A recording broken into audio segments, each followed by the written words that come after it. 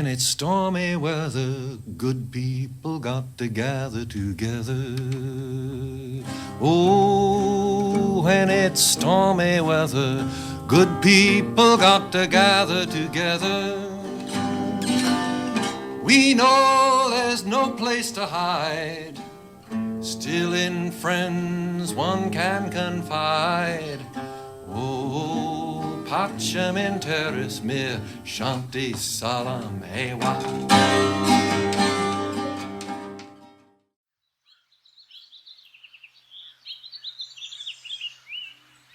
Welcome to the Organic Wine Podcast.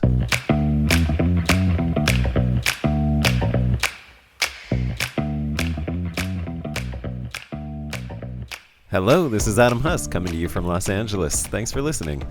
On this episode, we get a comprehensive step-by-step how-to make sparkling cider from Autumn Stoscheck and Ezra Sherman of Eve Cidery in New York.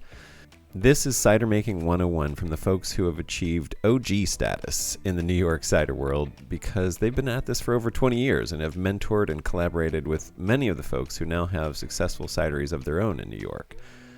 I don't want to overhype them, but learning cider making from Autumn and Ezra is the equivalent of learning winemaking from Paul Draper or Bernard Noblet or Lalou Bize-Leroy.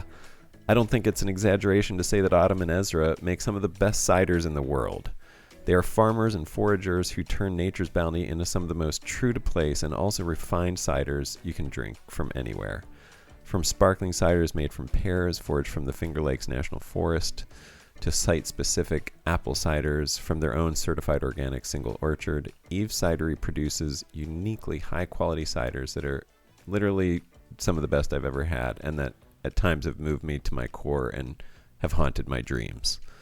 Okay, maybe I do want to overhype them.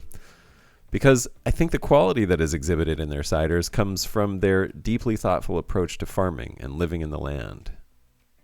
You're in for a treat in getting to know these two. In addition to teaching us how to make cider, some of the highlights of this episode are learning about Autumn's conversion to organic farming, or how foraging can reconnect us to the land, our community, and our dependence on nature, as well as inform the potential for reparations to those who were removed from the land. And we even get a glimpse of how to move into the future of growing fruit organically, even on the East Coast where the fungal and pest pressures are extreme and complex. There are so many nuggets of wisdom and so much dense practical and technical advice here, you may want to listen twice with a pen and paper. I know I did. So enjoy. Ezra? Yeah. Hey, thanks so much for doing this. Sure. Thanks for having us. Yeah, I really appreciate this. And I will start by just saying I love cider. I fell in love with cider in New York over a year ago, maybe 2 years ago. And most recently, when I was at your place at Eve Cidery, I tasted a perry that you guys had made foraged from the Fingerlakes National Forest or Fingerlakes Forest, whatever it is. I forget what the name of it is, but honestly, the best cider I'd ever tasted in my life. Incredible. Just truly, truly magical. And I know, I don't know. It's one of those things where I was like, oh, I could just bathe in it.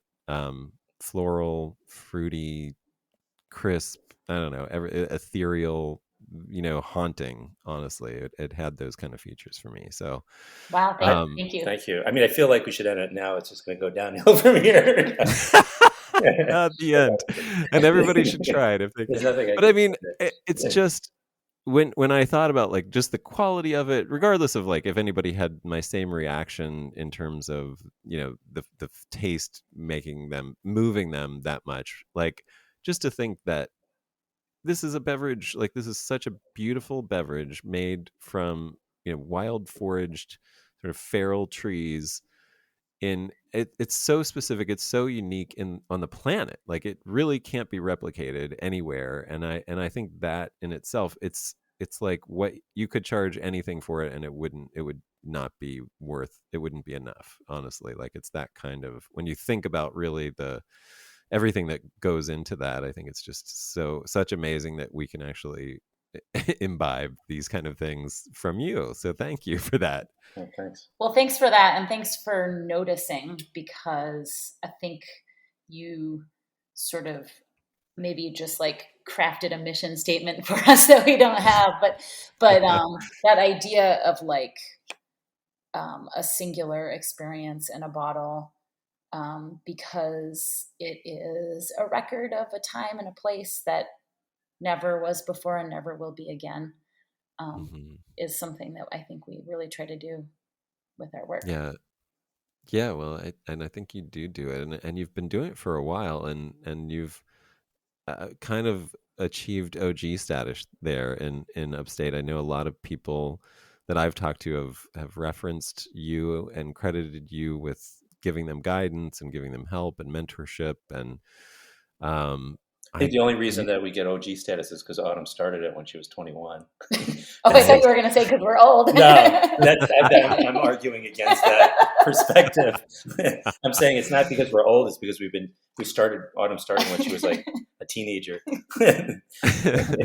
So I mean, how did you? And what was that? What was the bug that got you started, Autumn? Well, let me try to tell this story in a really short, quick version. I was working on an orchard when I was taking leave of absence from college, and really started to just fall in love with the orchard, which is a magical place. The orchard, just in general, an orchard.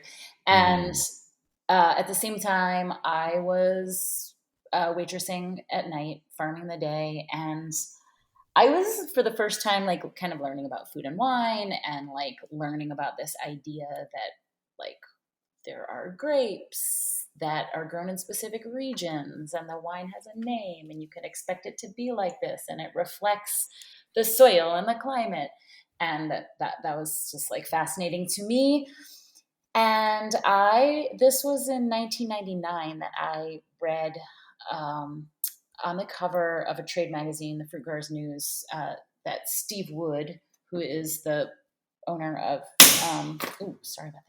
who is the owner of Farnham Hill Cider in New Hampshire, was along with Lulu. Thank you. His wife, Louisa Spencer, were growing varieties of apples that were specific to making cider. And this is back in a time when really cider, like in most people's minds, was sweet, unfiltered juice that you get at the farm in a jug, except for maybe woodchuck. And it just blew my mind. I could not believe that this was a thing, that cider was made in England, which is where his wife's family is from, and had been for hundreds of years, and that these varieties were unlike anything that we had ever encountered before. So I drove up to meet Steve, and Steve was incredibly generous with me and loaded me up with Scion wood from his English cider varieties, which he had is really the first person, as far as I know, who had brought these varieties to the U.S. In recent times. Right.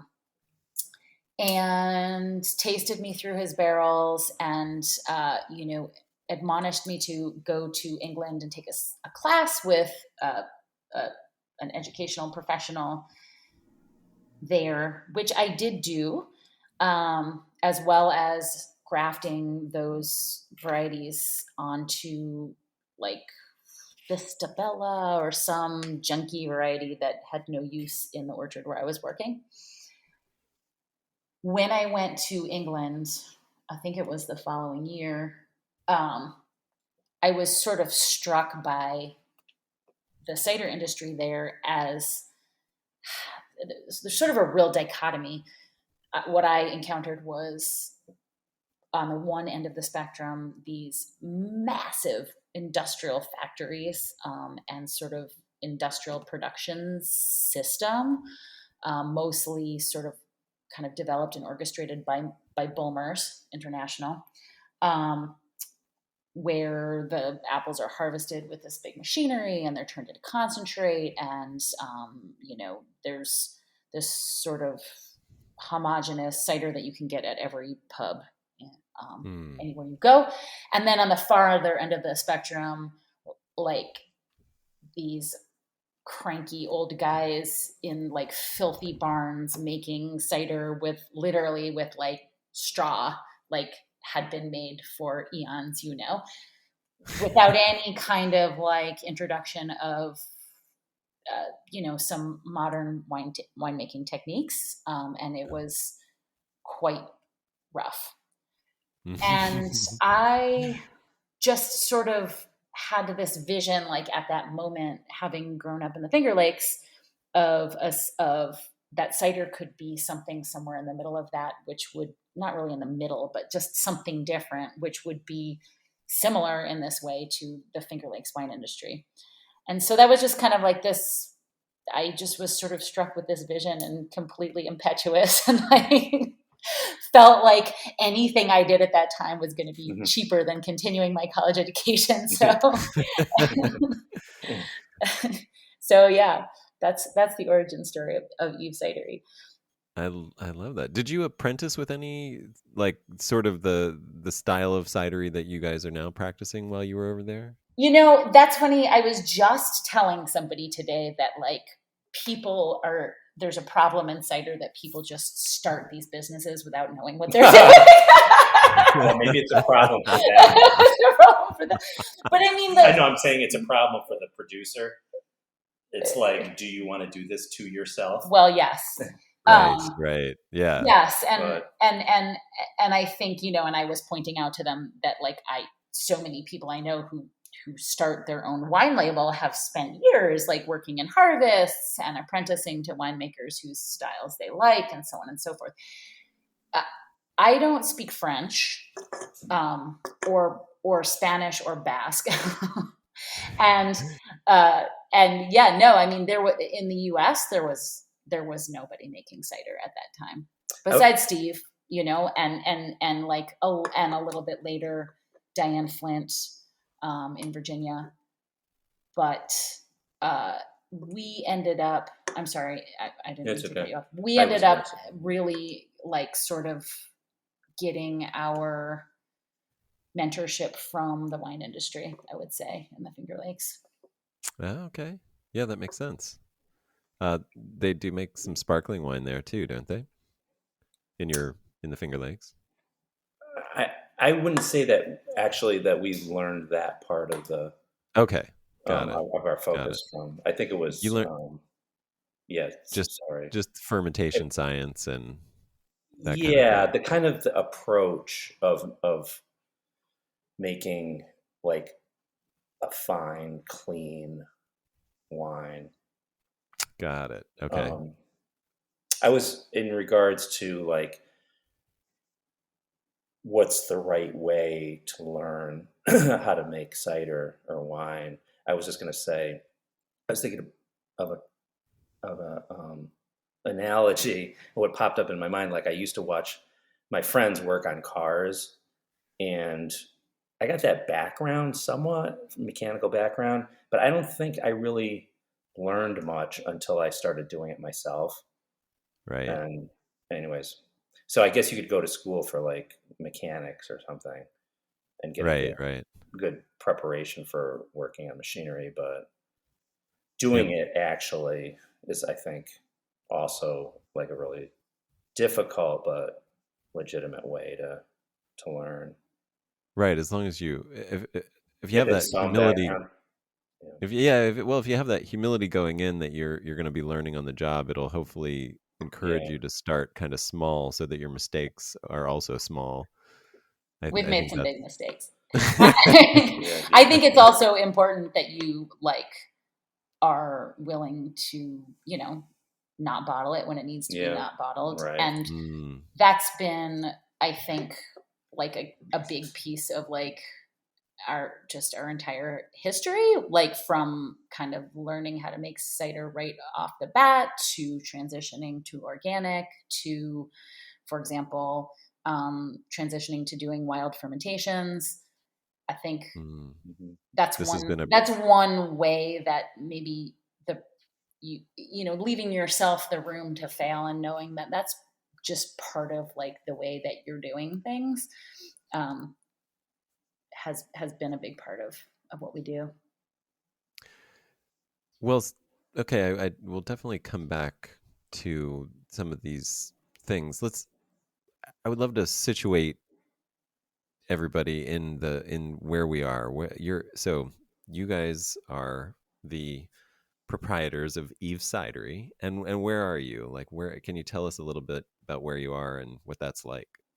So we are located about 18 miles south of Ithaca, New York, and that is in the Finger Lakes region.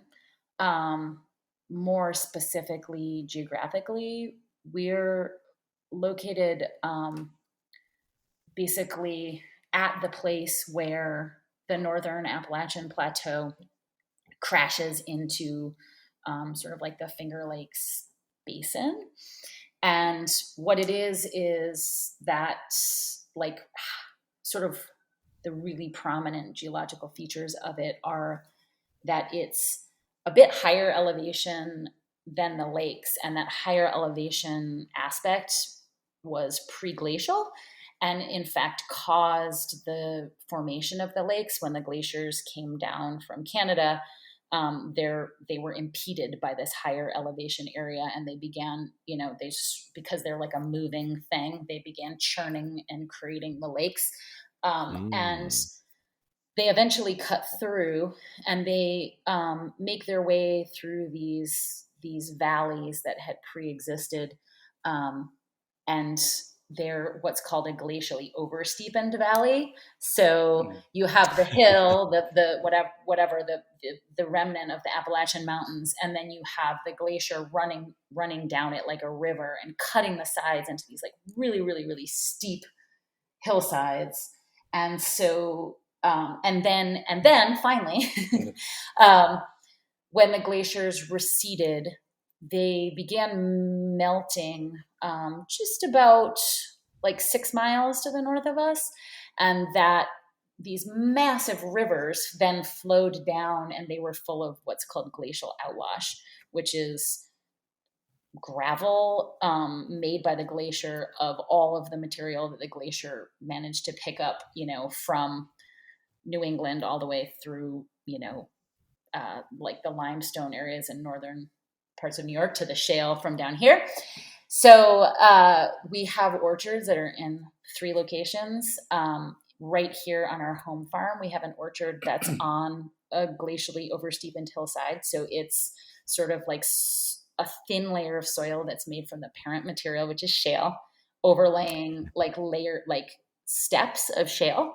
And it's a super like rugged site where it's almost too steep to take equipment. And like what is like agriculturally marginal soils, very, very well drained. And then we have an orchard here in the valley, which is on top of 80 feet of glacial outwash, which is essentially gravel, but which is also a gravel fill aquifer. And then we have the other orchard that we take care of, which is just on the other side of the sort of watershed divide, where in that orchard, the watershed is flowing north to the St. Lawrence, whereas here it's flowing south to the Susquehanna River Basin. But that orchard, interestingly, is also on a glacially carved hillside that was the shores of Lake Ithaca, where the glacial lake, when it receded, deposited the same kind of glacial till that's in our valley orchard. So gravelly, maybe more details and information than you wanted. I was never like really interested in geology, but when listening to Autumn describe it, it sounds really like I've learned to see how interesting geology is. I was just going to say to Autumn, you should send a shout out to that author or that book that you had. My dad's book. Is it your dad's book? Because I remember even this woman that we're friends with who came and stayed on our land, who's a cider aficionado, Erica. Oh, I guess I won't say her last name, but I think was reading that book. It sounded like It's a classic. Yeah, and it has so much technical information about the geology of like this area. Well, the fun It's thing about that book, freaking and you know awesome. what, if I can remember, I'll say the name, but I can't remember it right now. Okay. It was written like in the 30s. It's but he has Cornell professor, he right? has field trips, and there are all these places that are around us that we go to where you can see these examples of geology. So it makes it experiential learning. Yeah. Oh, that's fun. It's really amazing. He's so you don't remember the name or the author? Well, no, I definitely won't remember it if we try to ask me here on the podcast. Right. My mind is completely blank. Mind freeze. If Yeah. anybody is listening and wants to Google I'll think of it. Okay. Well, yeah, we'll put it in the show notes or something, or I'll make a little note at the end or something when you guys remember. Send me an email. I love it. Yeah, and your description, I agree, with Ezra Autumn was very, very dynamic. It's very active. It's like we're there for these movements, the tech, all of these things that took eons. But I love hearing that too, and especially the way you do it. But you also, I mean, the way you describe it belies the fact that it's very pastorally beautiful. I think it's lush. dramatic. They like the Appalachians. Yeah, it's lush and it's dramatic. like rolling and there's areas that are pastoral, but like I think right where we are, it's just like I don't know, it's like drama and darkness and. I think that's the little cloud hanging over your farm.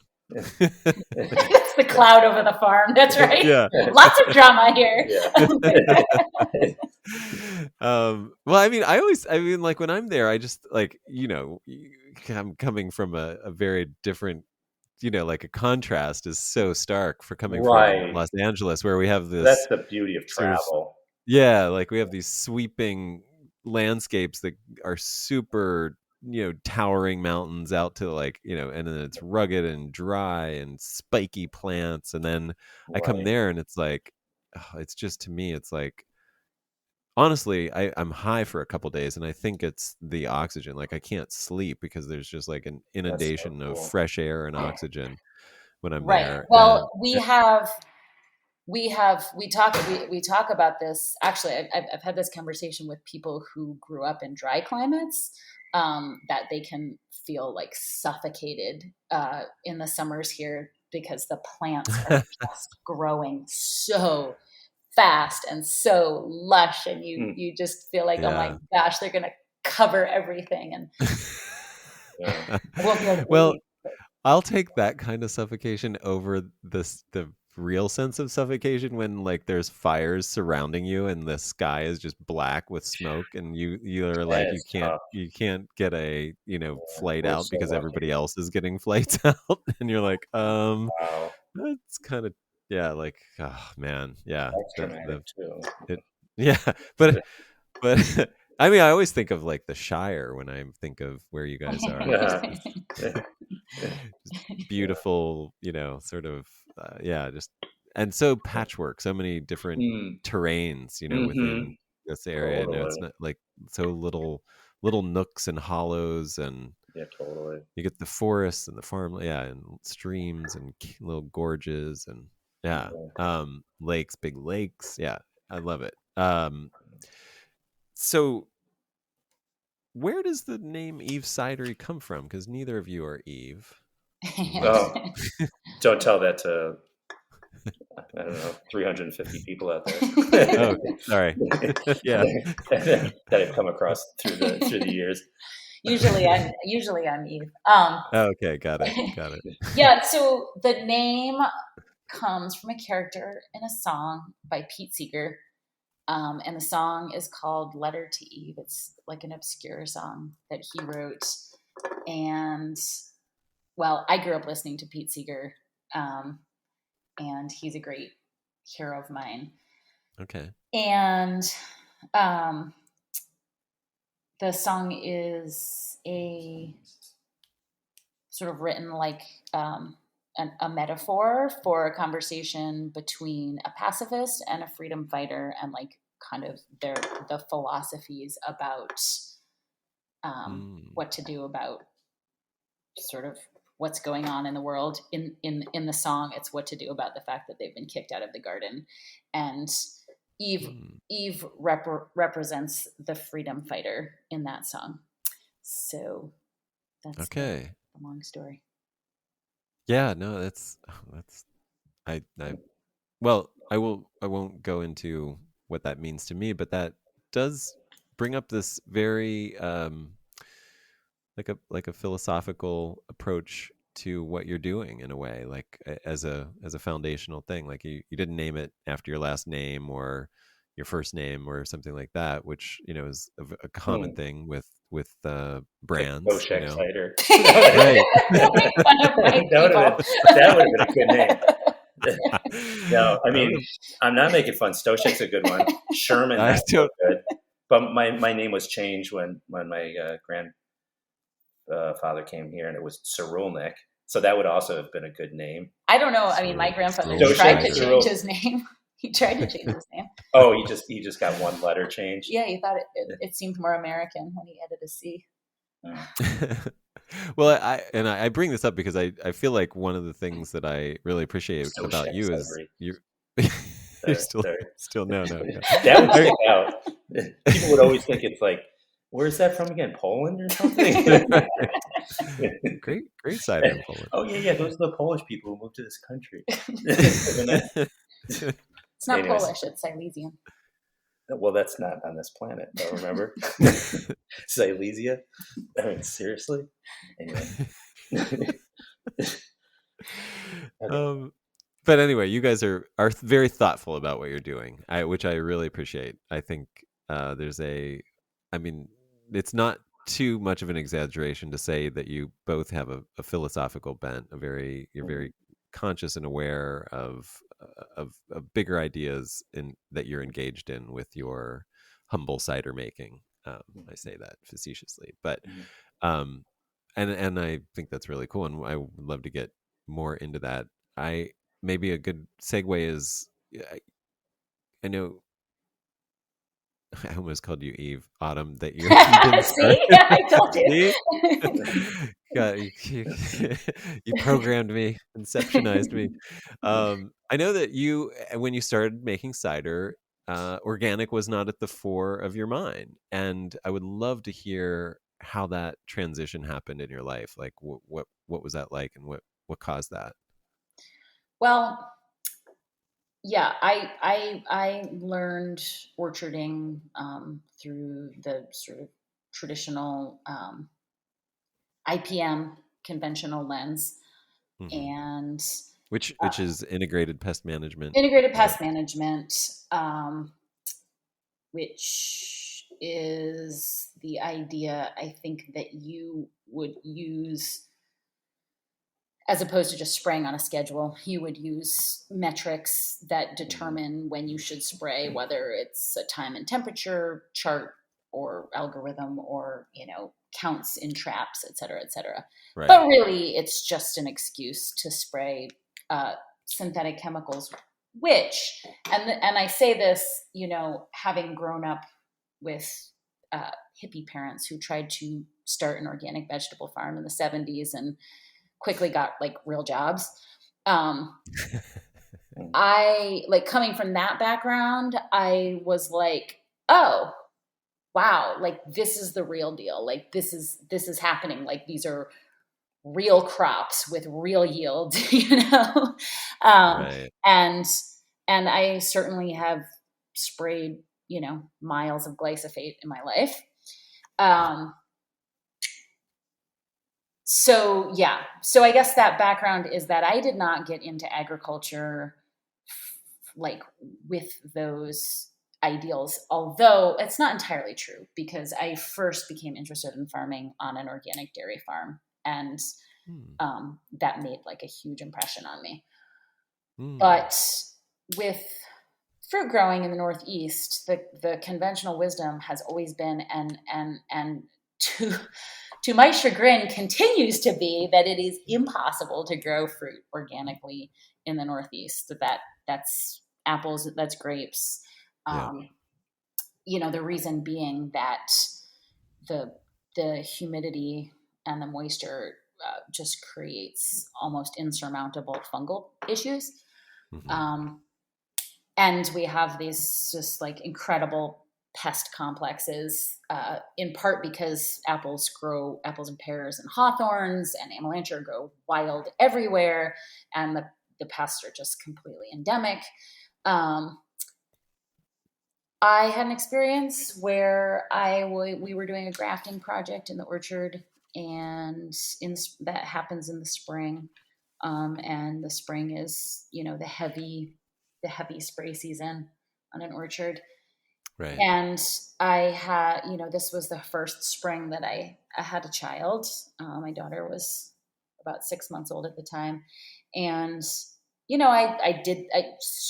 was with her parents or something, and I did the day, and I thought to myself, well, I need to take a shower before I go pick her up, because I've been working in the trees that have been sprayed with fungicides.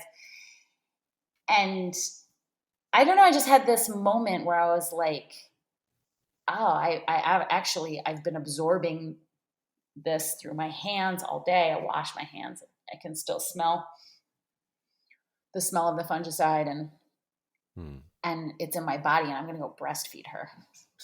Yeah. And I think before that, I was kind of just like, had this attitude. I mean, I was young. I was in my early 20s, and I kind of had this attitude, like, I'm just going to take one for the team, like my body is indestructible. And, suddenly it was like the choices that I was making were affecting somebody else who didn't have a say. And I was thinking like, well, okay, I can't bring her into the orchard. I can't go into, like, what am I doing? That's not even like the point of this whole thing. Like, and that was at that time was like, okay, we either have to do this a different way, or I don't want to do it anymore. Right. And I think the really like important thing that I want to stress is, like, at that time, I think the only information about growing apples organically from the Northeast was like this publication that Cornell had made, where they were basically like, well, you could use sulfur, but it doesn't work that well. Well, you could try sulfur here, but it's not going to work that well. Like, spray sulfur 15 times and you're going to have a shitty crop. And, it might be worth it if you get some kind of premium, but it's not really a good idea. So like, it wasn't just like, oh, we were spraying chemicals because, we're just callous people. It was like, we didn't really know what to do, and there wasn't a playbook, and there wasn't support, and there wasn't a whole lot of other growers to go to and learn from. And so I was influenced by, Michael Phillips' book. But again, I have to say, like, his context was not in the context of like a commercial orchard. Right. And so a lot of it, again, kind of like we did with cider, was like connecting and networking with other people who were interested in working on similar things, trying things, figuring out what worked and what didn't work. And for us, it was what was like a multi-year process, because we just like sort of tackled one problem at a time instead of just going cold turkey. But I would say now our orchard is healthier than ever. I'm really proud of what we're doing. Is a key to success with organic growing actually health, in that you're generating, or you're encouraging a natural resistance and ability to fend off some of the issues that will inevitably come up in the trees? Absolutely. I mean, the best analogy that I can think of is just, really similar to our sort of approach to like human medical treatment as well, which is that, a lot of farming is based around these sort of reactions to the disease and the crisis that's happening when like the disease appears, as opposed to looking at like, why is the disease appearing, Right. or why is the disease appearing and then the plant is succumbing to it? Or another element I think of it is like, why do we care? Because I mean, that's one of the things I think that's really important, at least about our orchard, is that in conventional and organic apple growing in the Northeast, like 85% of spraying is about cosmetics. And Yeah. personally, I believe that that is in direct conflict with juice quality. And so, like, kind of just what I mean by that is that so many of the like non-sugar and non-water components that are in the fruit itself are parts of the plant's immune system. And Mm. and I think that when your focus is on growing vibrantly healthy plants, not vibrantly healthy because disease never happens to them, but vibrantly healthy because they're resilient in the face of it, that the juice quality is much better. That is a very well said. Yeah, thank you. That's a really great way to put that. I think organic, like apple production in the Northeast, there's science behind it, and there's like a lot of thought behind it. It's not, it's not just, I don't know, dancing around naked or something in the orchard, or, like petting your trees and giving them like good feelings, Right. and there's, there is a lot of spraying involved, and Sure. Yeah. I I was going think to ask about that. the Yeah. reality is that there is like kind of like a triad of approaches that we're bringing to bear on the orchards, which includes supporting like the immune system of the trees and Is that through beneficial fertility? microorganisms. What? How do you support the immune system? Is that by creating Well, I think you mentioned Marone. Don't they produce okay. Gotcha. regalia, Yeah. for Yeah. Yeah. example, or Japanese knotweed extract, for example, which Right. but we use allopathic stuff to, like sulfur and copper in, appropriate circumstances, and pyganic.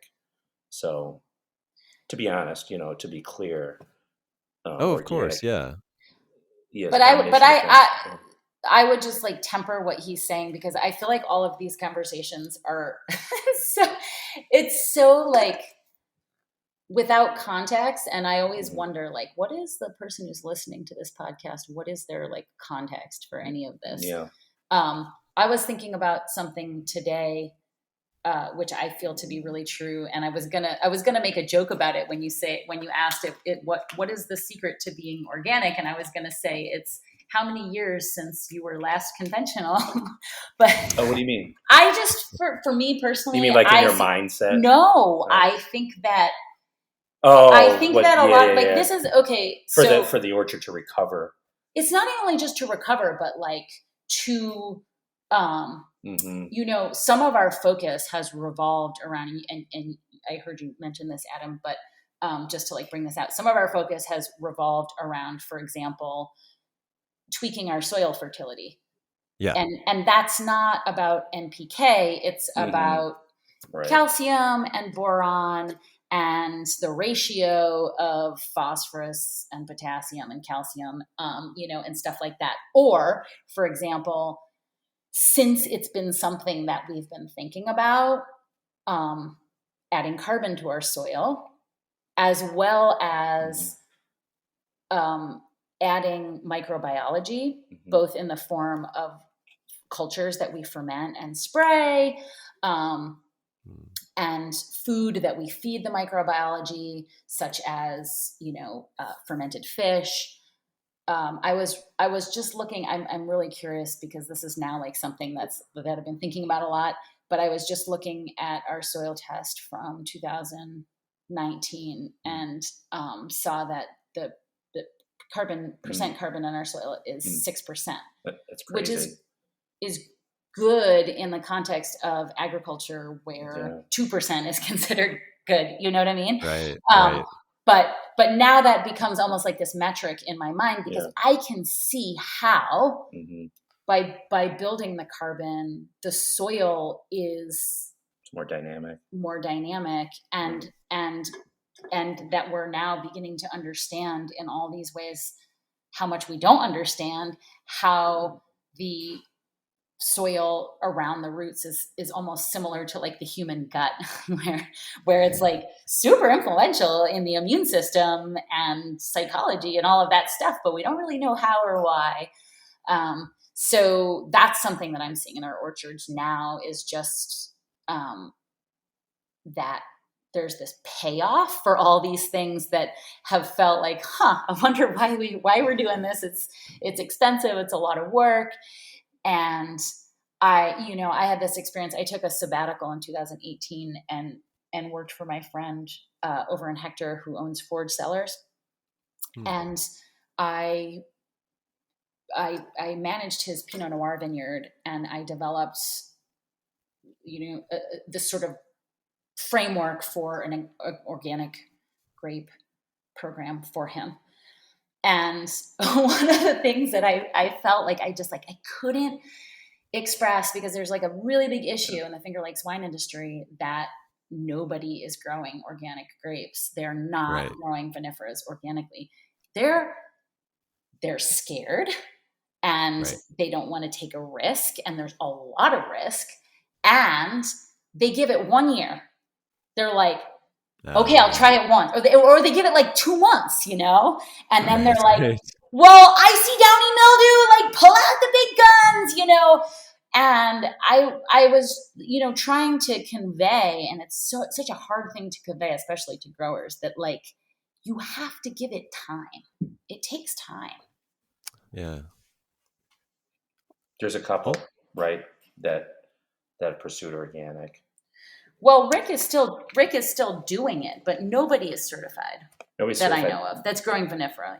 Nobody's doing organic Pinot Noir in the Finger Lakes. Yeah, I remember.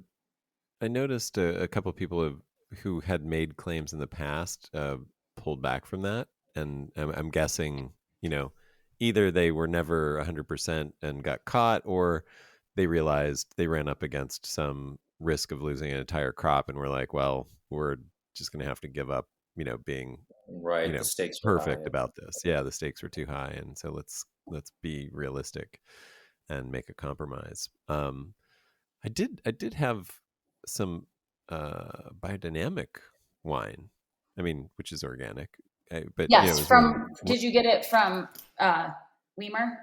Yep. Yeah, they're up. I guess it's their block that's up, getting a lot of wind and exposure, so they're a little, they don't have as much of the pressure as other vineyards would have. And they're taking a lot of risk, and they've had a lot of failures, but it's people like them, in the grape world. And I would say, like people like us, and like Garrett and Eric Schatt from Redbird Cider, who are like, this matters to me on a bigger level than, just the certification. I believe in certification and accountability, and we are certified organic, but you have to be in it for the long haul, and you have to take those years where you are like, okay, I'm not going to lose the crop. I sprayed this thing, to save myself, and be okay with that, and be like, and it's still worth trying again next year and working out the problem and figuring out the problem. Right. Finding a solution, because they have to be these sort of farm-based solutions, because it's not happening like at the university level. And it's only really just becoming more and more possible, I think, in some ways, because it is starting to happen like on an industry level, like with Marone. I think their products are making it possible for people to do it on a bigger scale. Yeah, really. Thanks to Pam, there are at least half a dozen new tools for organic farmers to use that didn't exist 20 years ago. That's right. Exactly. and other things, other people as well are doing similar work, which is fantastic. And I don't know if it's something that occurs to me, but I know apples are really grow well there. I mean, they grow wildly there. That's for and sure. Yeah. and I want, like, in wine, a big emphasis that I like to draw attention to is this move away from vinifera, or move away from pure vinifera, to at least hybrids with with the vines that I'm sure you guys see growing on your property, that are just the native species that do just fine and thrive with the humidity and the climate that you have. Is there something similar to that in apples, where I mean, has anybody undertaken in any serious way the planting from seed and letting things get to grow up and Well, the see, oh, this wildlife apple? has taken on that challenge. Yeah, Yeah, well, no, there you go. I mean, it's a really interesting point to bring up, and I think it's one of the most, like, sort of interesting areas of cider making for us right now is, yeah. So just to kind of counter slightly what you said, apples grow really well here. But many of them die. The ones that have Got survived it. are growing really well, and Got then it. of those, many of them can't get a crop to fruit for whatever reason, and so they're there, but they're not worth growing because they don't make fruit. And then of the ones that do survive and make fruit, like, a lot of it's terrible, Okay. not good for making cider, not good for eating, what have you. But um, but you know, like, the great cider varieties of England, like Kingston Black, that was Yeah. not bred. It was discovered as a chance seedling, at a time Oh. when people spent lots of time outdoors and had cider in mind, and already had an idea and a vision of what apples made good cider, and they Oh. started making cider with it, and their friends liked it. I mean, I'm making this up, but then they propagated it and made some more trees, and their friends liked it some more, and they handed out the cyanwood, and then it became Kingston Black, and that Yeah. is in fact the case with almost every variety of merit that we work with. They were not bred. So And the potential exists that somewhere up in the Finger Lakes Forest, if you came across, I mean, obviously you guys are foraging, and many other cider makers are foraging in that forest, And like other theoretic places too throughout this and area. other places. Theoretically, you guys encounter similar feral apple trees like that. That you're actually kind of impressed with the Yeah, flavor like the likelihood profile of the fruit. of finding a Kingston Black maybe is, I Still don't know, minuscule. there's not minuscule, but I mean, but finding like a solid, good cider apples is really high because, right, the animals are Oh, it's kind. constantly Right. Right. planting these seeds everywhere, and they're constantly, like Autumn said, being selected out for Right. disease or Yeah, and the only inability missing to Hardiness. piece, right, is the the human. evaluator, Yeah, and exactly. so that's Yeah. like a really exciting, I think, thing So that's that going could on in the happen Finger Lakes right soon. now. Yeah. You And guys I are would say like, are people doing that? Are the people We've taking started doing it cyanwood with from some of the pears wild? more, I would say, but there's a lot of people doing it, and it's also, I would say, just to be clear, it's a very kind of very much like a rural tradition. Before pasteurization laws, it was like very much a ritual for, like, rural people to pick apples. They were often like hedgerow apples, or some of them were old farmyard apples, some of them were just in the woods, and bring them to these, like, super kind of mom and pop press operations, and get them pressed, and make their own hard cider that they had in the basement in a drink it barrel or in a fast. carboy. Yeah, drink it fast, that kind of thing. So there's Right. very much like a kind of rural culture of that here. And yeah, I would say there's three opportunities that I want to talk about related to it. So one is finding that variety that's worth propagating. And I would Right. say Eric Schatt, again, of Redbird, has been one of the most diligent in, really seeking out those varieties and then saving the cyanwood and then propagating it and planting it as orchard and trialing it and seeing how it does actually in an orchard setting. And thank goodness he did that, because some of his best varieties are now gone. They've been bulldozed or whatever. Oh, wow. But another really interesting aspect in this, I would say, what Ezra mentioned is like what I'm the most interested in right now is just kind of knowing that you have a certain amount of genetic diversity that has been selected for a couple of traits that are really important to you. And for us with pears, that's fire blight resistance, because fire blight is a disease that kills trees. And most of the European Perry pears are super fire blight susceptible. And in an organic program, there's not much. You run the risk of having a tree at age 15 get fatal fire blight.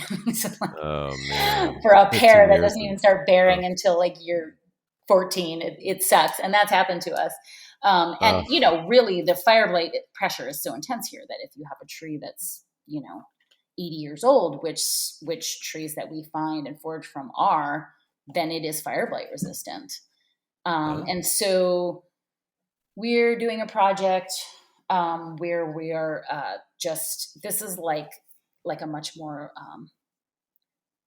kind of low key, low input, low maintenance kind of project. But we're doing a project. I'm actually working with an agroforestry consultant right now, and Ezra's not supposed to know this. I'm telling you anyway. She told us we couldn't tell each other. Oh, yeah. Anyway, what your program is? Yeah. But to just like use pumice from the trees that we love, that we foraged from, and kind of dump it in piles in other people's yards, I think. In other people's yards. I might have a yard for you. They'd be like, huh. So strange. There's an island of seedlings. Yeah, in our case, in the cow pasture. The cows are going to be like, huh. But yeah, we had talked about this for a while before she was ever on the scene. Yeah, maybe. Yeah. Anyways, we can go into that. So anyway, yes, all of those would love things. To. All of Man, those things. You guys, there's so many things. There was a third thing that I didn't mention. The third, yeah. Yes, and I just want to say this really quick. I think that foraging is really it offers an opportunity for like a different way of thinking about the land, like both for the people that live there and also like for us as farmers. And it's this experience, this kind of like communal experience, because we're not only like foraging on public land, but we're foraging a lot of times on private property where we have these interactions with the people that live there. That's a good point. And they're often tickled that like we find value in something that's making a mess. So you're not trespassing. This is with permission that you're on private property. Yeah. Just clarifying for any would-be foragers out there. Yeah, no, this is people. This is people have guns out here. I'm just kidding. Yeah, right. And also to be clear, both of us are white in a very white area, and we have that privilege to be able to just walk up onto people's porches and be like, "Oh, we want to pick your apples or your pears." But it also, I think, causes this sort of self-examination, because I think a lot of times farmers are sort of like, here's my fruit. It came from my land and I worked hard to get it. When you're foraging, you're like, oh, actually, this is the abundance of nature that exists and it's a gift. And it comes from this land that was stolen from people who live here through genocide and forced cultural assimilation and broken treaties, and my farmland forced relocation too. Certainly I think there's a lot of I think it's a really good thing to be thinking about the commons and to be thinking about the land and to be thinking about reparations. And I think foraging really offers us, a lens to look at reparations in that way. I love that. Yeah, I hadn't made that connection, but I think that's really brilliant to and a really wonderful opportunity. I mean, I love the idea of foraging for many of the reasons you mentioned, but yeah, that bringing it back to that idea of reparations and just having a sense of whose land it is that you're on, you know. Um, yeah. Can I make a reparations pitch also? Well, and I mean, yeah, I mean, you guys make a reparations 3-pack or something, don't you? You've made some ciders that you call that you're you're you're donating proceeds to a certain organization. I would love you to talk about that if you'd like as well. But Yeah, so please. like when we've been, we're exploring like lots of different ideas for like what reparations means, and having it's not like a transaction, it's a relationship and all of these things. And one of the projects that we've been working on in collaboration with Open Spaces Cider and Redbird Orchard Cider is a package of cider that people get that we send to them if they make the requested financial contribution to our land access partner, who's a local organization that is working like in a lot of different directions to get sort of traditionally marginalized people opportunities to farm and homestead and be on the land. And their name is Quarter Acre for the People Project. And one of the things that's been so rewarding and so fulfilling about the project is that it's sort of based around this joyful celebration, which is a virtual tasting that we do with the people who participated in the package, where we get to talk about the ciders and the fruit that, like the specific sites the fruit was foraged from or the process by which they were made. We get to taste them and enjoy them together. And in that sort of like convivial spirit, think about how our industry, all the different ways that we can kind of ritualize reparations in our businesses and our personal lives. And it's been deeply rewarding. The participants have been so engaged and so inspiring. And I'm really looking forward to doing it again. We're actually doing our next tasting on Sunday. That package is all sold out. And then we're going to do another package for the holidays. Love that.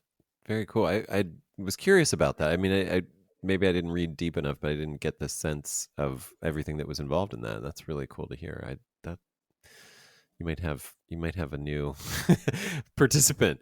So many things that I would love to talk to you about. But since I'll try to bookend it. Since I brought up that really lovely perry that you made, and now that we're talking about foraging and everything that's involved in that, can you sort of walk us through the process of actually how you made that cider specifically? Like, let's go into nitty gritty details. Like if I wanted to do that, if I wanted to go forage fruit and make a cider and wanted to do it the way you did it, to try to in some way come anywhere near the beauty of that thing, what would I need to do? I guess you have to find the trees. You have to figure out Step one. Yeah, you have to figure out when the fruit's going to be ripe, and you have to gather the fruit from the trees that are ripe around the same time. So that you have enough to fit in your press. Yeah, and then back at the cidery, there's that issue of how long. About how much were you able to get from just the wild foraging of pear trees? Well, our farm intern from 2018, our first farm intern, he's come back on successive years to wild forage, and last year Matt said he foraged 14,000 pounds. Wow. Okay. Yeah. What does that translate to? His phone said he walked 150 miles. Yeah. That's amazing. Carrying right. like 40 pounds in each hand. Yeah. Right. And running away from cows. Yeah, right.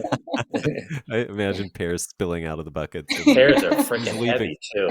Pears are like, they have no juice. They just have like rock fiber in them or something. Right. Just lead. They're Lead. heavy.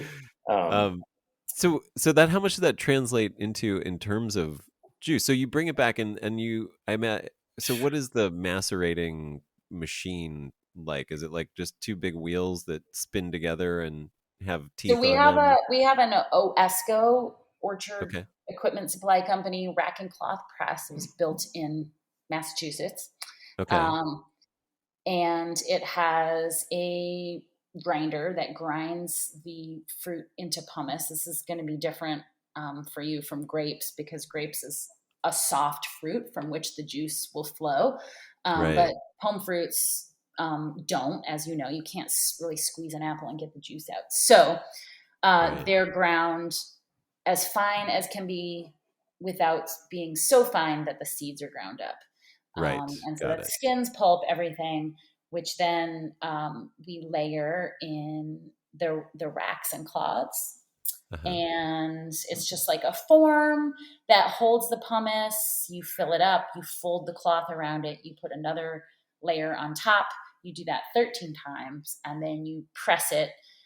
Also differently from grapes, you press it under like very high pressure, Got it. and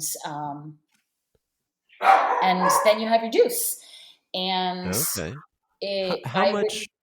I mean, if I can ask, how long does it take you to do the grinding and rack and cloth pressing of a ton of apples or pears? ton. Oh my gosh, let me go yell at the dog. Okay, I'll figure that out I in my mean, head. I Okay, mean, it sounds so like a very time-consuming process. well, it does depend on the fruit. Like a dessert apple, we can like really rock and roll with, and we could probably Right. press easily 100 gallons in an hour and a half in our rack and cloth press. Okay. And that would be about 1,200 pounds of fruit. Okay. Um, 100 gallons, Eh, 1,200 yeah, pounds of so fruit. for pears, it would with probably be pears, like 1,500 pounds of fruit and right, 60 gallons. right, Oh, wow. Okay. with Got it. the Just foraged With pears, the right, not with yeah, just not with like the Bartlett pears that yeah. are wild are a totally different Yeah, beast than Yeah. when you think of like a Bartlett or a Bosque. yeah. Right. So what should we think of? What's it more like? Okay, I'll give it to you. Think of pumice from a Bartlett pear as like as like a as like a carnival sled ride down a hill. It's Like a water slide. like a water slide. Like you could pick up, like you could probably break the speed of sound sliding on a plastic sheet on it. Whereas Right. you could probably build a building with the mortar that It's like you Adobe. get for grinding up wild pears between block, and it would hold Are they the block. smaller? I imagine they're smaller too, right? They're all generally different smaller, sizes, but all different sizes, Oh, all different okay. colors, but they're often uh, wildly tannic. yeah, like people think that seedling apples are at an extreme, like seedling But pears are extreme tannin and acid, sometimes often super okay. extreme. Okay. So Like some how people shrink into dolls when they bite into it. All the water leaves The the water body. leaves the body. It's like, I mean, I think Maddie Matt might have shrunk over time. He was a big man when he came to us. He's been tasting too much wild pear. But so okay. So how does that then translate into the elixir that I tasted? So yeah, It's magic. I think Autumn should Magic. also. I think something that Autumn's really brought to it and to the fermentations has been the addition of with the uninoculated fermentations, this step that she now incorporates. So okay. when I do wild fermentations, that doesn't mean to me like uninoculated, like press it and put it in a tank, Okay. because one of the things you have to think of with apples and pears and the way they're pressed is that you remove them from the skins, and I know the yeast on the skins goes into them, but But it then is, you a lot of it press is it. removed. Yeah. And Yeah. and then the other thing is, it's just like, okay, there's only so many yeast cells on the outsides of each pear, and we're making a lot of juice. And it takes a while for that fermentation to get going. And this is something I learned when I was working at the winery. It was shocking to me what they got away with in the winery. And they make very good wine. But Right. if we did that in the cidery, we would have terrible problems. And I think that's something that can partially explain why there's so much horrible cider out there. But What are you talking about? That they were allowing it to just sit until the fermentation kicks off just without all any... sorts of things. They take their wine thief and they go from barrel to barrel to barrel, or they just rinse it when they're done. I mean, the type of hygiene that we practice in the cidery is obsessive. And there's two things to think about, for you as a winemaker, any winemakers listening to this who are thinking about making cider. One is that wine is naturally higher in alcohol, and alcohol, has this stabilizing quality to it. An antiseptic as well. Yeah, absolutely. And so you're talking about something that doesn't, in the most extreme cases might go to 10% alcohol, but really it's more like 7 and 8. Right. So it's fragile in that sense. And then, with apples, you have a situation where almost all of the acid is malic acid. And if you have a malolactic fermentation, it is quite frankly disgusting because you have nothing but lactic acid when it's done. And it's just like, it's like a fire waiting to start. It's all that rich food for the LABs. So there's that. And then, there's these other aspects that, might be somewhat related to grape winemaking, but when you're working with really, really tannic juice and oxidization, there's like that you're trying to balance out. And then also, this is the thing with pears, is that their chemistry is even weirder and wilder. They have all sorts of crazy things going on. They have unusual polysaccharides and other unfermentable sugars like sorbates. They have crazy, like we made this batch of berry from a single tree, and we didn't make that much of it. Maybe it was like, I can't remember how many gallons it was. Maybe I thought it was like 50. And by the time I racked it, it was 20. And what was left was like this incredibly beautiful cotton candy pink paste kind of jello. Yeah. Jello? Okay. What was it made out of? I don't know. It has to do. I know a lot of it has to do with tannins precipitating out. And maybe just like the pectin, the natural. Yep. Yeah. That's what we chose to graft like a row to the Tioga Ridge. It's an incredible pear. So anyway, we, in our wild fermentations, what we do is I make like a starter culture out of the fruit that we're going to be using. So if Matt comes in with a bin of these pears, then I make that starter culture pretty quickly. This is another thing that's different between apples and grapes, which is that you don't need to press them right away, and often you don't want to press them right away. Got it. Sometimes with pears, especially, if you waited to the moment that you wanted to press them on the tree and tried to shake them off, they would be pear butter on the ground. So you pick them, ahead of time, and then they start to decompose. You mill them. It's called milling them or sweating them, and then they go through the transformation of starches and sugars off the tree. Got it. And so I make the starter culture by using like a champion juicer and just grind up the fruit with the skin on it and, get it started.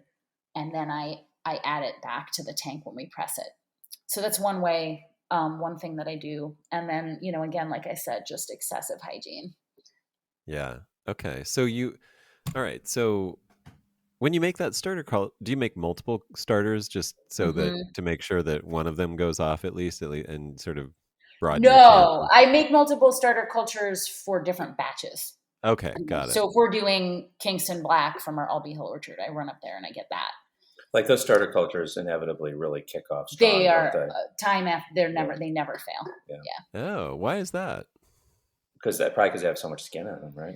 Because Uh, we're because harvesting you're fruit from vibrant, healthy ecosystems that have, you know, beneficial microbiology living on the skins. I don't know if and you could do that with conventional fruit. I don't know. Mm. yeah, that's interesting. And so Nobody's going to try it either. Who's growing yeah, it? right. That's for They'd be sure. like, why would I do that? Um, That's not. Yeah. but so okay, so you have, but when you're adding that to, let's say you have your 60 gallons of juice from Mhm. the 1500 pounds of pears, and you add your starter, you're adding the whole slurry. So you're like, you have a Yeah. clean juice, but you're adding a little bit of muck to it. Yeah, it's okay. But it's a little bit, it settles out. Yeah, that's not a problem at all. I don't think. Okay, Yeah. okay. Yeah, it settles I'm out. just curious, just making sure that I'm not missing a step. Do you Yeah. sulfite at all, like to prevent malolactic conversion, or We use sulfites during pressing to prevent oxidization. okay? I'm really interested because I learned about a practice. You probably do this, but I wasn't really exposed to this when I went and made white wine with Louis Barrault in France when I was doing the sabbatical, and they did sulfites too, but they used dry ice. So I wanna play around with that a little bit this year to just do some comparisons to see if that could sort of protect from the oxygen enough. The It's dry ice, because then you'll produce the CO2 CO2 blanket. Yeah. blanket. Yep. Yeah. I Yeah. thought you were So, going to talk about the browning of the white juice before adding oh, sulfites, because that's another it's thing. Like if there's a instantly certain brown okay, because that's like another thing that's so different because because with grapes the tannins are in the skins, and so you've got the juice or you have whatever, you have the skin and you're getting the color, and um the that's why apple juice that you buy at the orchard in the plastic jug that's unfiltered and unpasteurized is brown, right, because the tannins are in the flesh of apples. So the right. moment you grind them, they're oxidizing. Got it. Okay. So with this Perry, the pear cider, you brought those in, foraged a bunch of apples, Sure. sweat pears. Yeah, thank you. Yeah. Sweated them, milled them for how long? How many days did you let those go? I mean, we can make something up. I don't know if we know for sure. We can Okay. remember, but Is what there a would be a It's science? typical would yeah, be. it could be like a week. It depends on the temperature. A lot of times it's cool here Ah, in the okay. fall.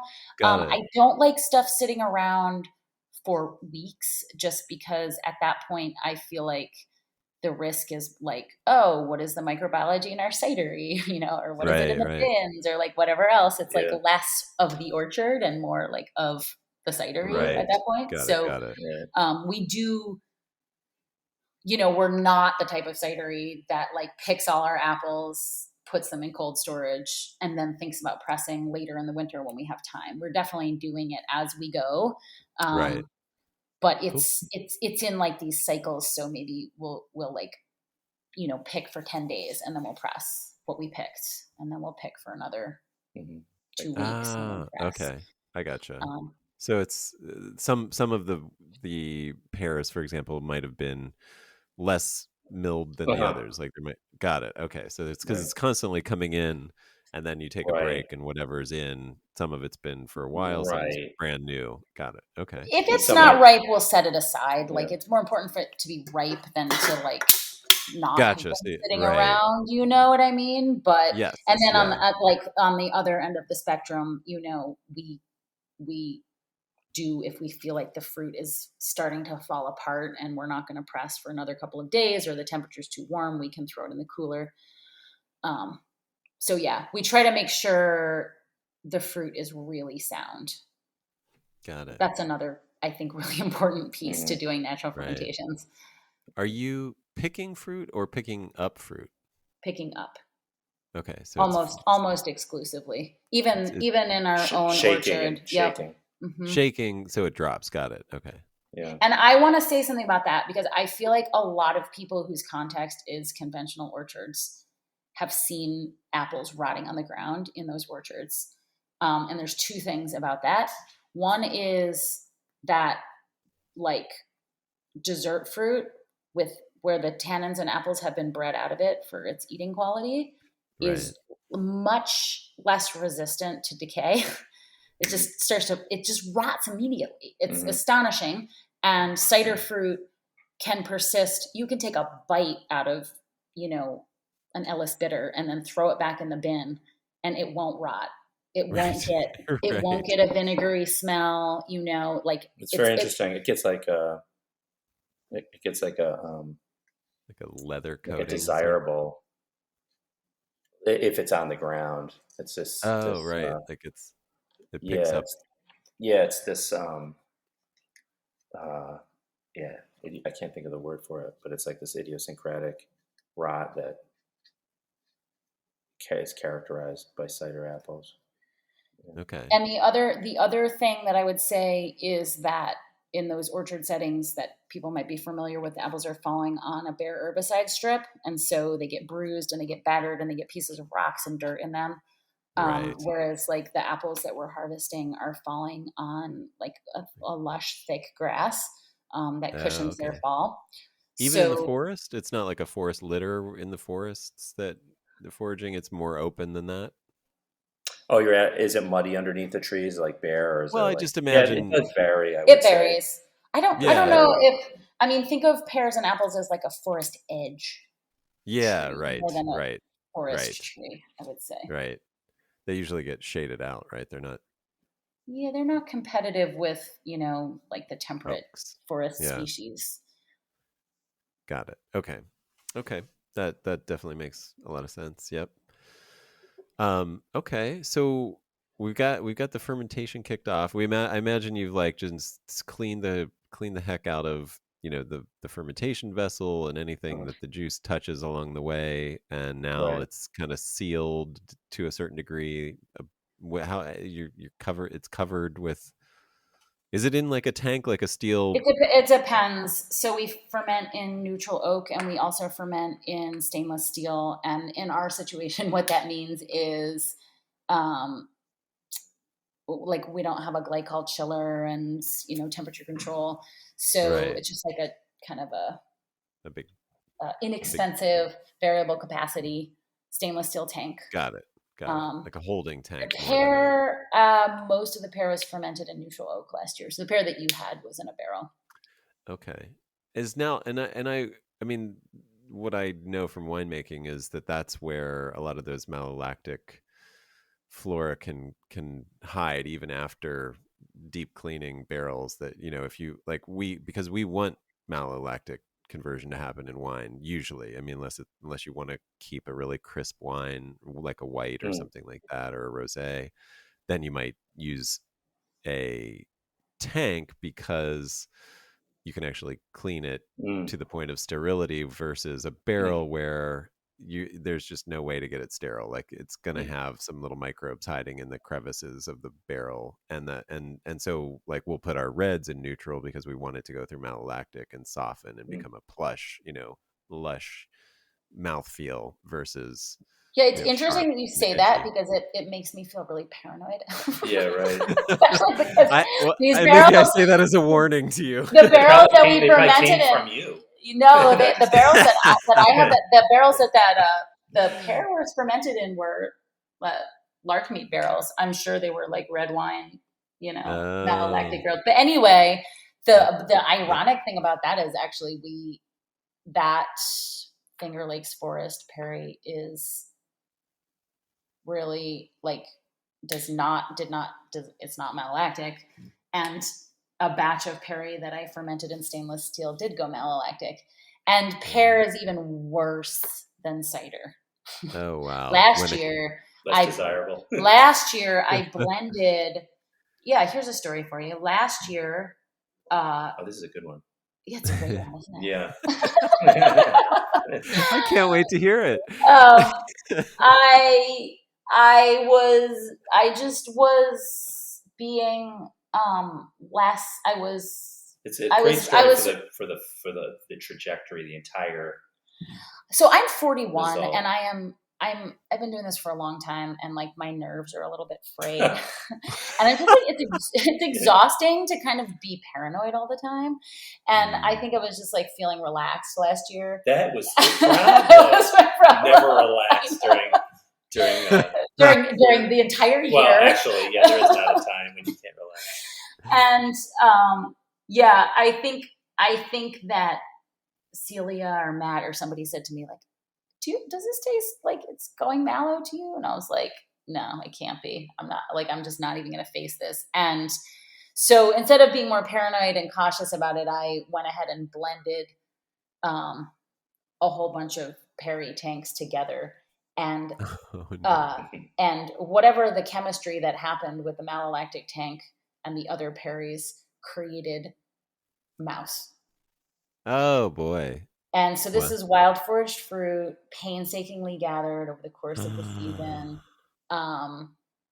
That was, oh God, it was maybe like 300 gallons of it. Oh. Yeah. So it was so painful. It was very painful. Okay, but the story keeps going. The story keeps going. So one of the things that I think about doing like wild fermentation and taking that risk is like a lot of times the way that we do things, whether it's in agriculture or whether it's, in the cidery or the winery, it's not done in a vacuum. It's done in the context of these economic systems of our businesses. And like I'm really inspired, for example, by the kind of holistic, what is the word I'm trying to say? So like in Normandy, they have these cider orchards that are also pastures, and they graze cows and make delicious cheese, which happens to pair with their cider. And so because it's a multi-use farming system, they don't apply intense pressures on them. This is like a traditional cider orchard. I know they have modern orchards too, but you're not applying this intense pressure on yourself to get like a yield per acre. And so you can do lower interventions and you end up with biennial fruit. And so you have these bumper years, and then you have these like really quiet years. And in the bumper years, you distill the extra cider, that you wouldn't sell because you have an amount of cider that you sell, and you bank it away. And that also goes with these natural fermentations that they do, that if something goes wrong, you just distill it and it just moves on to a different product. So I really admire that. And I think that's like a really important component of like these risk taking. We took that mousy Perry and distilled it. And we bottled a little bit of it, kind of like more fresh Pommeau, and then the rest of it has been in a barrel for a year, and it's getting really exciting now. I'm looking forward to blending a new batch of Pommeau with it. I'm really excited by that too. I mean, I love that idea. And so you guys aren't distilling on the property, right? You're using. No, we take it up to Colin. What's his last name?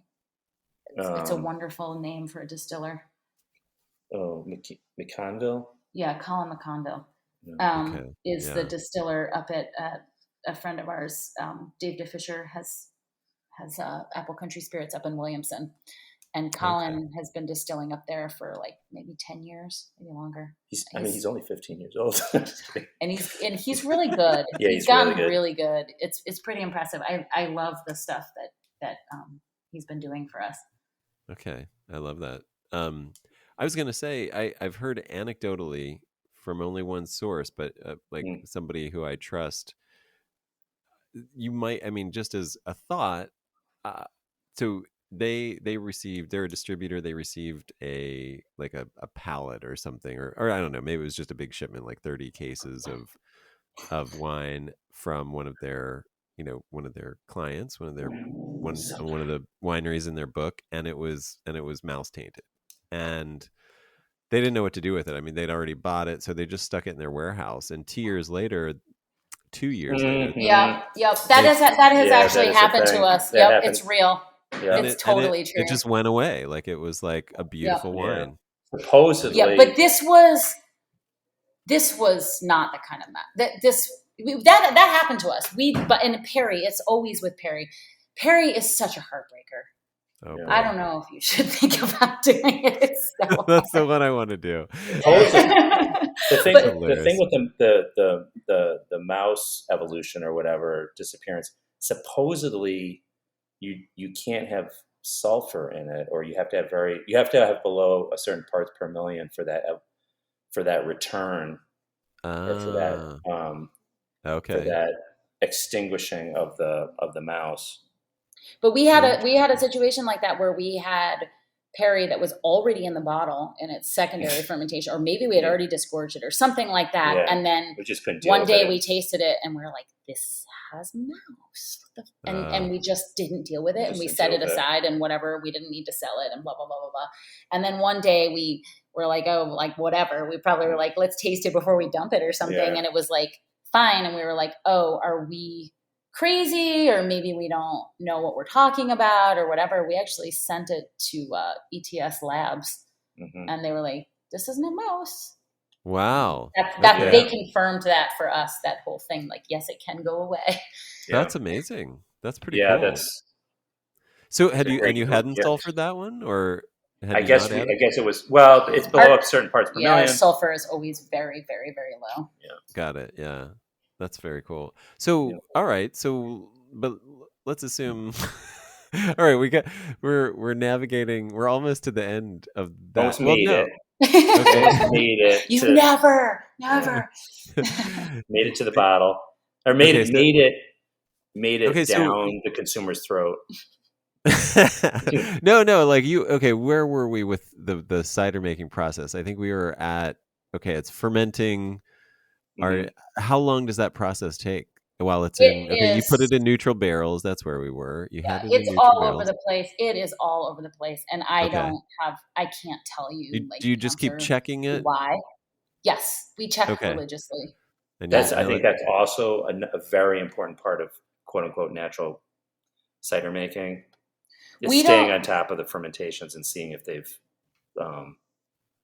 they've stalled. Yes, we don't. Right. We like this is I always like just put my head in my hands when I go to these like university presentations about how you have to have certain amount of yeast assimilable nitrogen, otherwise you're going to get hydrogen sulfide and your yeast is going to be sick, and it's just like not my experience whatsoever. And I hope I'm not embarrassing myself here, because I'm just like this is an observational like knowledge I've just have from observing, and maybe I have no idea what I'm talking about, but I feel that like the pace of the fermentation just has to match the nutrients and the nutrient recycling that happens in that cider. Ooh. And that's when you get a nice clean fermentation without hydrogen sulfide. And if it goes too fast, or there's too much, or the yeast wants to go too fast and it's mismatched with what's in there, that's when you start to get problems. And I think that we court the very extreme edge of fermentations that are so slow they almost stop. And so for us, fermentation checks, usually what that means is that we're catching a fermentation that's starting to grind to a halt, and then we make an intervention, and that intervention is usually a pump over. And that's it. I added. Sometimes you use another tanks that's fermenting.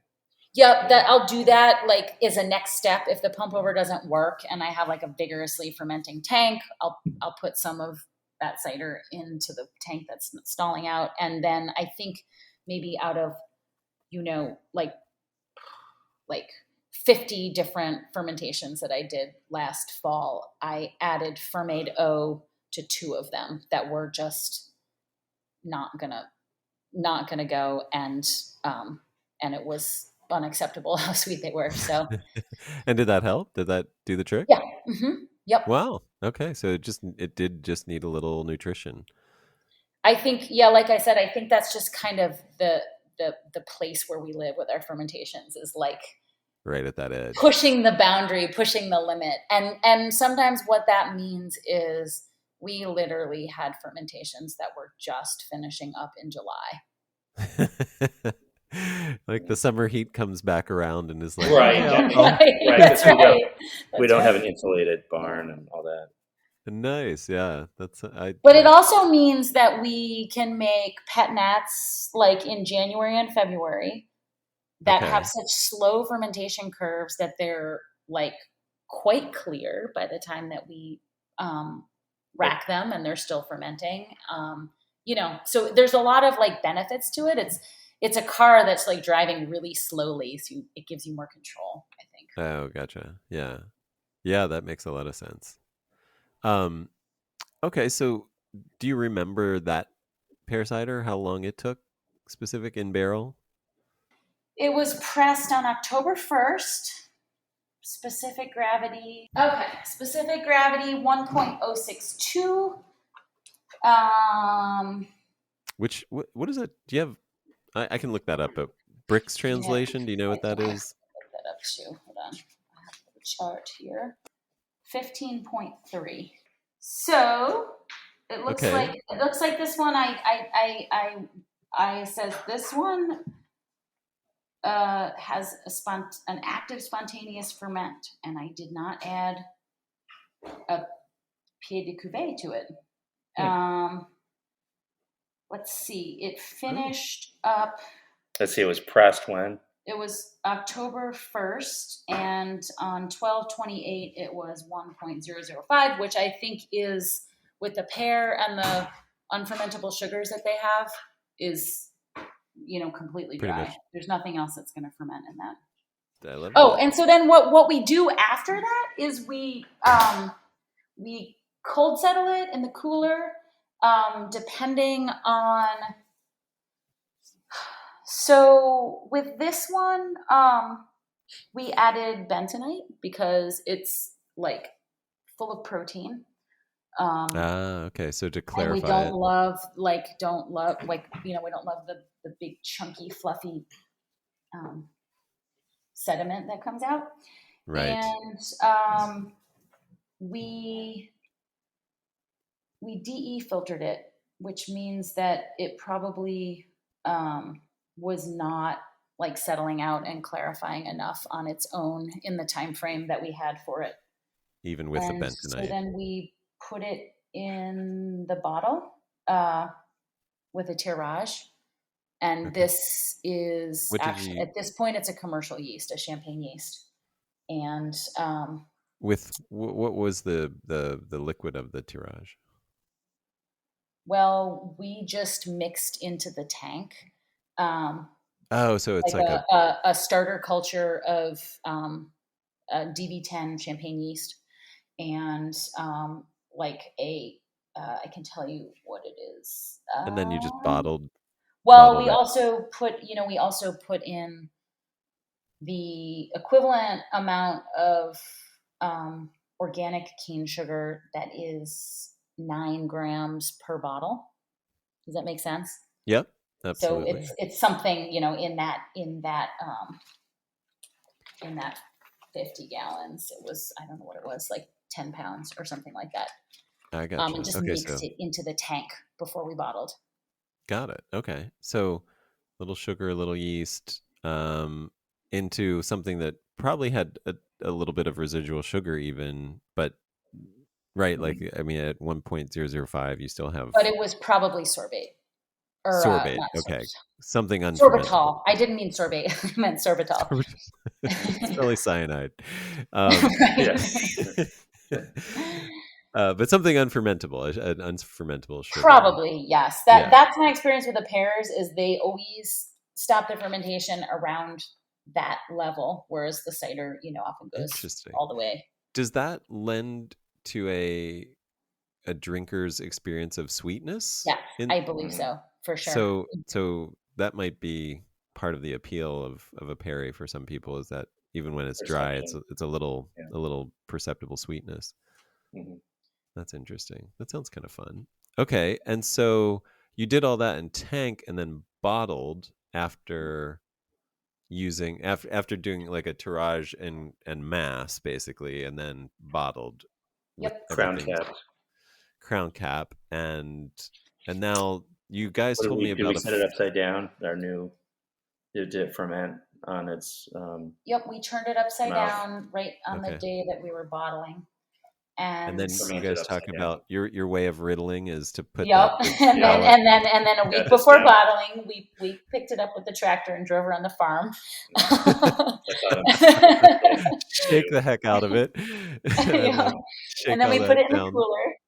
Yeah, Okay. and then we disgorged it in June.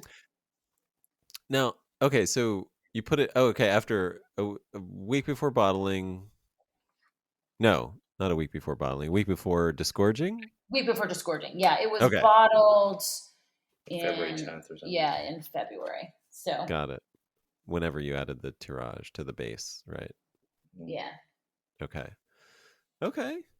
Love that. And disgorging you do by hand, I imagine. Yes. And how many bottles did you do by hand? I mean, last year was not a big production, right? Yeah, we've probably because our orchards are very biennial, and so like this year we have a massive crop, and probably next year we'll probably have nothing, and we're gonna take the year off and Go to California. Maybe need help with your harvest. Yeah, so I think that like in a heavy year, we'll do about 24,000 bottles to disgorge. Wait, what? Are you serious? 24,000 bottles. Mm-hmm. How many people are involved in that process? So there's the disgorger, who's always Ezra. Okay. So wait, you personally disgorged 24,000 bottles? Yeah, I am so practiced at disgorging. I'm gonna work my way around. I say I want to do it in France. I wonder what it's like. Do they hand disgorge in France still? Probably. I'm sure somebody does. Yeah, for sure. I always wanted to see like, is it like what is we should have like a disgorger time trials, is what you're saying? Like a disgorger. Yeah, exactly. Competitive. I do want to compete. I feel like there should be a competition somewhere. Oh man, we could set that up. Maybe that's what we should do for Cider Week this year. Disgorger time trials. I love that. Well, what you could do is you could see who loses the least. Yeah. Oh yeah. Well, time versus prize. I hope it's a lot, because I could friggin' make a lot of money. Not to be cocky or anything, but our whole business model is based on Ezra's arm. So I'm stretching my hand right as we speak. Actually, put that thing in a case. Protect that thing. Yeah, I should insure it. That's what I should do. Right, just like a surgeon. It's kind of like the opposite of a surgeon's hand, but sort of and the cider has really no value. But yeah, so our bottling line is the disgorger. There's somebody, we have like a gravity feed bottler that has a dosage, which in the case of that perry is just, some dry cider that we're literally putting in, 10 mils, 15 mils. So it's right. It might be like apple even or something. Yeah. Mm-hmm. Okay. It's just to bring the fill level back to 750. Right. And we did not add SO2. But we often do. We often do, at that but stage. We don't always. So like that's 30 or 40 parts per million. Where we did not. And so like the SO2 would be in that dosage for Right. example. Okay. Exactly. Calculated. And so then at that, the one of the things is like it's a great time to add it because it's like at bottling kind of. But Right. then on the other hand, we're doing everything in such a kind of low tech, hand done way, and so if you're adding SO2 through your dosage, the dosage is like quite concentrated with SO2. If you know what I mean, to Right. like bring up Right. to bring it to whatever 30 parts Yes. per million in the bottle. Yeah. So you Right. have to be very exact with the amount you're topping up with. So that like Right. creates this extra step because Ezra is like pretty consistent, but sometimes he loses 20 mils. But if it's Right. a difference Right. between 10 and 20 and you're doubling the amount of SO2, well, that's not going to work. So Got it. that makes it much more difficult and slower because somebody has to be like looking out for those bottles and like pre-topping them and all of that stuff. So Oh yeah, do like a blank fill and then for 10 mil, and then the sulfur fill for the other yeah, 10 kind of exactly. thing. Exactly. Uh, So we can cruise if we're not adding sulfur. And then there's a Got it. person who's putting the corks in and a person who's putting the wire cage on the top. And that's the crew. So, and Wash off the normally bottles. wash off the bottles, okay. Mhm. And then, but normally you're like, if you have the CO2 from the in bottle ferment, you're Mhm. protected pretty well. You Like would think. sulfur, We're still but like thinking about that. okay. Yeah. Gotcha. Well, I know what you mean. And then we also get bottle aging where there's oxidization. Mhm. Okay. Even with that So, sparkle. yeah. Yeah. So I think it's stuff that we don't fully understand really Okay. about cider, how it ages, what the oxygen exposure is through the cork, even with CO2. Mhm. Okay. It's good to know. This is all good stuff. I mean, if nothing else, anybody who's listening at this point can understand the nuances of and complications of doing this, making a Yeah. sparkling anything really, because you can see the parallels to really. I mean, I would love to do a sparkling prickly pear. Those are the fruit that I'm kind of working with this Mm. year. So Whoa. I don't. Yeah, yeah. I mean, the problem with them is their sugar content's even lower than apples and pears. So we're talking like beer level amounts of alcohol. So you've given me a big red flag warning about sterility and cleanliness if I am going to do that. So I just, yeah, I think there's probably some very similar concerns. However, I mean, it's an old tradition, just like with apples and cider. Like there's a very old tradition that goes back, hundreds and hundreds of years, thousands of years of fermenting these fruits. So somebody's been Where doing there's it with. sugar, there's alcohol. That's right. That's right. Zuri, my son Zuri, he's always asking like, who do you think invented? Like it'll be something like very, I don't know. Who do you think invented um, the knife or something like that? You know.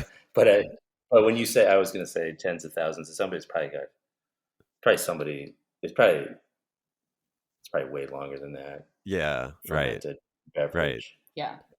I am Like Neolithic, right. Yeah. prehistoric. Yeah. Yeah. Dinosaurs were getting drunk for sure. Yeah, Totally. I mean, birds and mice ferment, like drink Yeah. fermenting nectar. So I mean, there you go.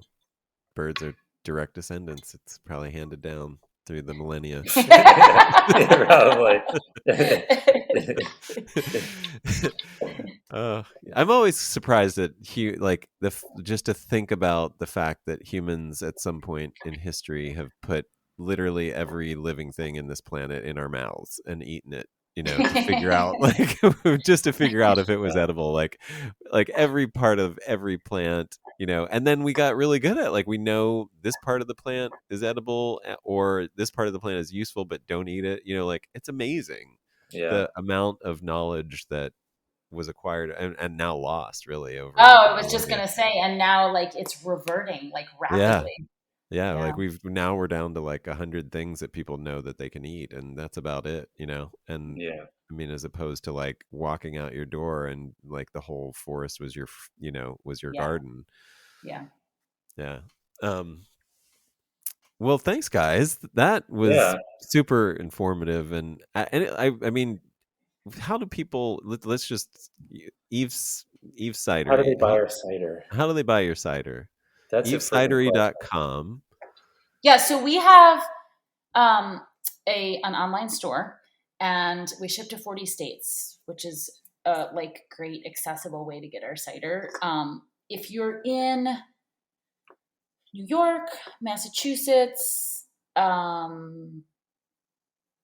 let's see, Virginia, Maine, New Hampshire, California, to a certain extent. And Scotland, you should ask for our cider at your favorite local wine shop or restaurant, because you have some distribution. It's always more effective when customers ask for it than when we ask people to carry it. Right now, we are completely sold out of cider. It's sort of in this weird year where every time we release a cider, it's gone. The Cider Club is pulling a lot. Yeah, in part because we had a small production last year because it was an off year, and also in part because we started a cider club that's been super exciting, and it's a really fun club, and it's where most of the stuff that's like the Fingerlakes Forest pear is going. And actually, I had to close the 6-bottle club yesterday because it's as many bottles are in like the next release are like now accounted for, but it'll get opened back up in the fall.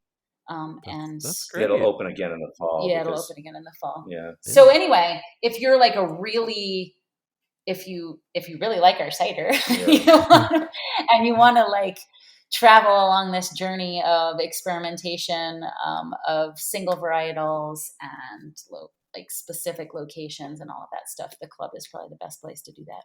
I think the artwork is also kind of a neat aspect of it. That's a good point. Yeah, our kids are doing the labels. At least providing the artwork for the labels to a large extent. Autumn's always done the artwork for the labels, which has been like a really distinctive part of the look of our cider. But now Layla and Zuri are doing the labels, and it's really kind of part of our identity now, I think, is like art. I love it. Yeah, no. And we send out with the club, we send out this little like zine that has like stories about the cider, like more in depth, like where that location was and what the tree was like, and the day we harvested it, and just like whatever. So there's that element too. I really like that. You guys are known around the world, really, for your cider. I mean, let's not mince words. Really? I had somebody. We do cider tastings here on Saturdays by appointment, and we don't have like a sign out front, and it looks like a dairy barn. Yeah. The place looks really nice now. It doesn't look like a business. Our laundry. You came here. Our laundry is like hanging on the line, and like I think it's starting to look really nice. But anyways, this couple came. They were from Florida, of all places. But anyways, she said, "Well, you might want to think of just like scrawling something on a piece of paper, out front or something. It's Eve Cidery." But she said, I stopped in Vinette and I asked, where Eve Cidery is, and apparently your neighbors don't know anything about you either. World famous, locally obscure. There might be people in like some pub in Scotland who've heard of us, but I would be. When you say that, I'm like, oh, really? World renowned, you say? But I doesn't feel like that in my day-to-day life. Well, I should say as well that you guys are on the outskirts of a town that is an outskirts town. Like it's a tiny little. That is such a good interesting way to put it. It's outskirts of. Would you say Ithaca or Elmira? Right. Outskirts of Chemung County. The outskirts of Chemung County. So you're out there. You're a destination, really. There's nothing else. No other real reason to drive into that neighborhood, basically. Right. So but that's kind of part of the fun, I think. I mean, for me it was anyway. But yeah, I mean, all the more impressive what you're producing and what you're renowned, how that has spread despite your It's the locational lack of obscurity. acknowledgement by the locals of our Right. pain. I mean, like, yeah. You don't get noticed or recognized or acknowledged in Bennett until your family has been here for 5 generations, and you have a road named after you. So, well, we did get a big truck. People have noticed that. I say they have noticed that. I bring that up, and they're like, "Oh yeah, I did notice that." What did you? Well, they're gonna notice it when you put your Black Lives Matter flag on it. Yeah. You got a big truck. You got a big truck. That's what you said. Is that I misheard? We got a big truck, and I want to do things to it. Yeah, like put